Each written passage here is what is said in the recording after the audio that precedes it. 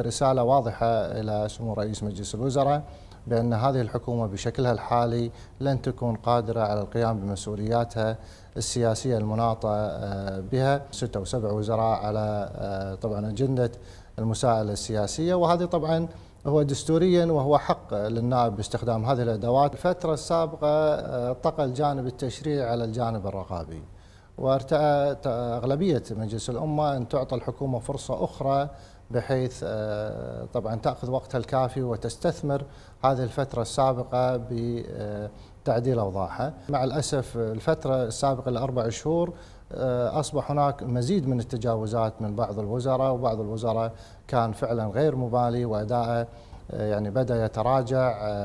لذلك هنا دور مجلس الأمة وأعضاء مجلس الأمة بتصحيح هذا الوضع. هناك من الوزراء سوف يستبعد بعد تقديم طرح الثقة بهؤلاء الوزراء، إلا أن هناك خيار آخر لرئيس الحكومة بأن يتم تعديل على الوزراء قبل أن يعني يدخل دور انعقاد. نعم. لكن المرجح أنه سوف يتم نفس سيناريو في دور انعقاد الأول، بأن يدخل سمو رئيس مجلس الوزراء في حكومته والوزراء طبعا نعم. يساءلون سياسيا، ومن ثم يكون هناك تعديل حكومي. الحالة السياسية تستوجب أن يتخذ قرار. أنا أعتقد من الممكن أن يكون هناك حرج سياسي لبعض الكتل السياسية التي تعاونت مع سمو رئيس مجلس الوزراء من خلال الحكومة أن يستبعد بعض الوزراء، وهنا دور طبعا أعضاء مجلس الأمة باستبعاد بعض الوزراء سياسيا من خلال أدواتهم الدستورية.